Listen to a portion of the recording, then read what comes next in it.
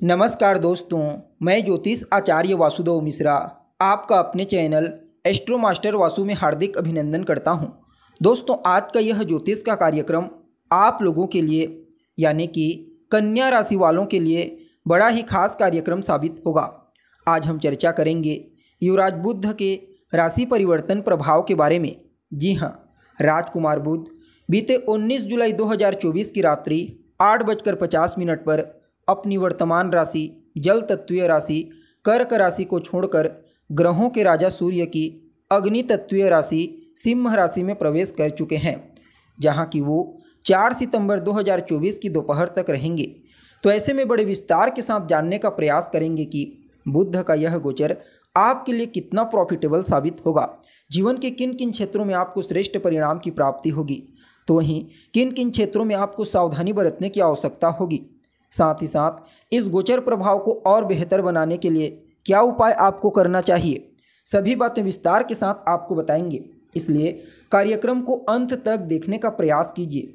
और अगर आप अपनी जन्म कुंडली पर हमसे परामर्श लेना चाहते हैं तो आपको हमारा कॉन्टैक्ट नंबर डिस्क्रिप्शन बॉक्स में और वीडियो के अंदर मिल जाएगा, जहां से आप या तो व्हाट्सएप के माध्यम से या फिर डायरेक्ट फ़ोन कॉल के थ्रू अपॉइंटमेंट लेकर अपनी जन्म कुंडली का बड़ी बारीकी से अध्ययन करवा सकते हैं।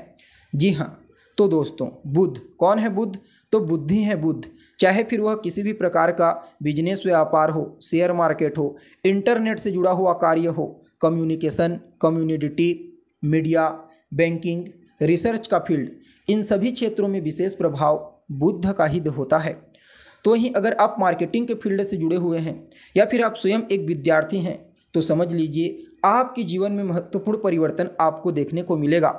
जन्म कुंडली में बुध का बली होना व्यक्ति को बड़ा ही बुद्धिमान बनाता है, टैलेंटेड बनाता है, चतुर बनाता है। ऐसा व्यक्ति अपने जीवन के हर क्षेत्र में अपनी बुद्धिमत्ता का सही तरीके से इस्तेमाल करता है और तमाम प्रकार की समस्याओं का सॉल्यूशन ढूंढ निकालता है। इसलिए जन्म कुंडली में बुध का बली होना बेहद आवश्यक है। वैसे तो बुध एक राशि में ज़्यादा दिनों तक गोचर नहीं करते, 15 से 20 दिनों तक ही रहते हैं, लेकिन अभी मार्गी से वक्री होंगे, फिर वक्री से मार्गी होंगे, इसलिए थोड़ा ज़्यादा समय लगेगा। और इस बार गोचर कुंडली में बुध शनि की दृष्टि से दृष्ट होकर देवगुरु बृहस्पति के साथ चौथे दसवें का अर्थात केंद्र का कॉम्बिनेशन बना करके आपको प्रभावित कर रहे हैं। इसलिए इस गोचर को कुछ मामलों में आपके लिए अत्यंत ही श्रेष्ठ कहा जा सकता है। जी हाँ, अब देखा जाए तो आप सभी कन्या राशि के जातकों के लिए बुध का यह गोचर आपकी राशि से 12वें भाव में हुआ है।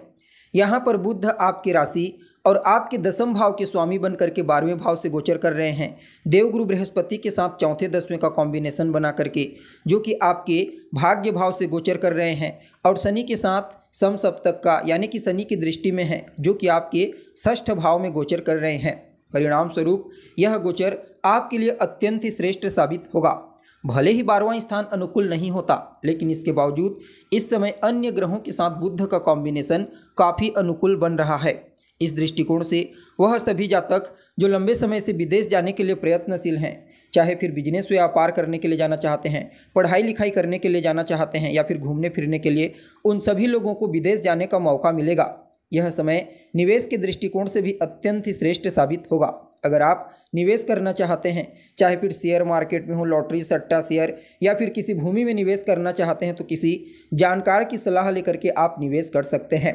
बाकी काफ़ी हद तक कोर्ट कचहरी के मामलों से आपको बाहर निकालने का प्रयास करेंगे। साथ ही साथ कई प्रकार की समस्याओं से, बाधाओं से, कठिनाइयों से आपको मुक्ति प्रदान करेंगे। अब यहाँ पर बुध आपके व्यक्तित्व के स्वामी बन करके आपके 12वें भाव से गोचर कर रहे हैं, जिसके चलते इस समय व्ययाधिक्य भी बढ़ने वाला है। जी हाँ, इसलिए आपको अपने खर्चों पर सीमित करना होगा। कर्म भाव के स्वामी बन करके 12वें में गोचर कर रहे हैं, तो यह समय कर्म के दृष्टिकोण से तो श्रेष्ठ साबित होगा, लेकिन आपको अपनी जन्मभूमि से दूर चले जाना चाहिए सफलता प्राप्त करने के लिए इस गोचर काल के दौरान। और अगर आप अपनी जन्मभूमि से दूर हैं ही तो फिर निश्चित ही इस गोचर काल के दौरान आपको श्रेष्ठ सफलता की प्राप्ति होगी कर्म क्षेत्र में। चाहे फिर आप बिजनेस व्यापार करते हैं या फिर किसी भी प्रकार से कोई नौकरी करते हैं, और वह सभी जातक जो लंबे समय से बेरोजगार हैं, उन लोगों को रोजगार के कुछ अच्छे अवसर प्राप्त होंगे। चाहे फिर गवर्नमेंट सेक्टर में हो या फिर प्राइवेट सेक्टर में, आपके व्यक्तित्व को भी बड़ा ही प्रभावशाली बना देंगे। गुरु के साथ इनका चौथे 10वें का कॉम्बिनेशन और आपके व्यक्तित्व के ऊपर गुरु की दृष्टि का पड़ना यह अत्यंत ही श्रेष्ठ साबित होगा। इस समयावधि में पूजा पाठ, धार्मिक क्रियाकलाप, धार्मिक अनुष्ठान के क्षेत्र में आपकी रुचि विशेष रूप से देखने को मिलेगी। यहाँ पर शनि के साथ समसप्तक योग में होने के चलते आपको विशेष शत्रुहंता बनाएंगे, अर्थात इस समयावधि में आपकी जो शत्रु हैं, आपके प्रतिद्वंदी, वह आपके टैलेंट, आपकी प्रतिभा, आपकी हिम्मत को देखते हुए अपने आप ही आपके सामने नतमस्तक होने पर मजबूर हो जाएंगे। और विद्यार्थियों के लिए तो कहना ही नहीं, खास करके वह विद्यार्थी जो किसी भी प्रकार से प्रतियोगी परीक्षा, कंपटीशन एग्जाम की तैयारी कर रहे हैं, उन सभी लोगों को इस गोचर काल के दौरान श्रेष्ठ सफलता की प्राप्ति होगी। मामा पक्ष से भी आपको कोई शुभ समाचार की प्राप्ति हो सकती है, जिससे आपका मन प्रसन्न रहेगा।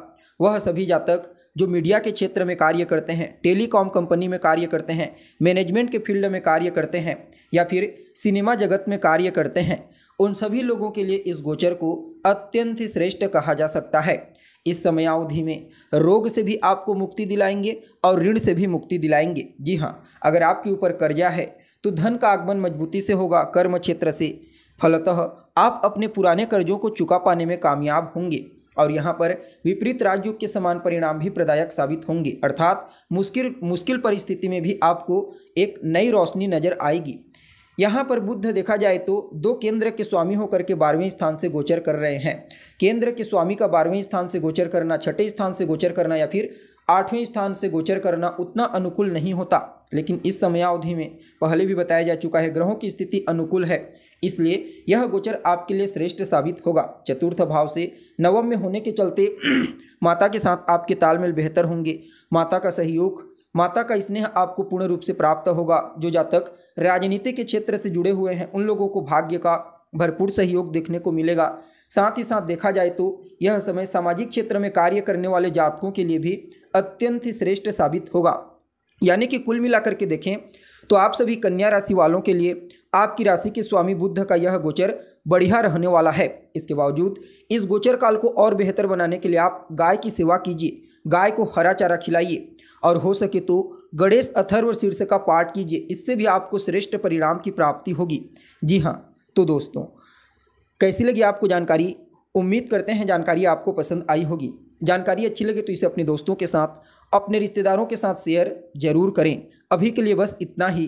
पुनः मुलाकात होगी एक नए और ताज़ा एपिसोड में। तब तक के लिए नमस्कार।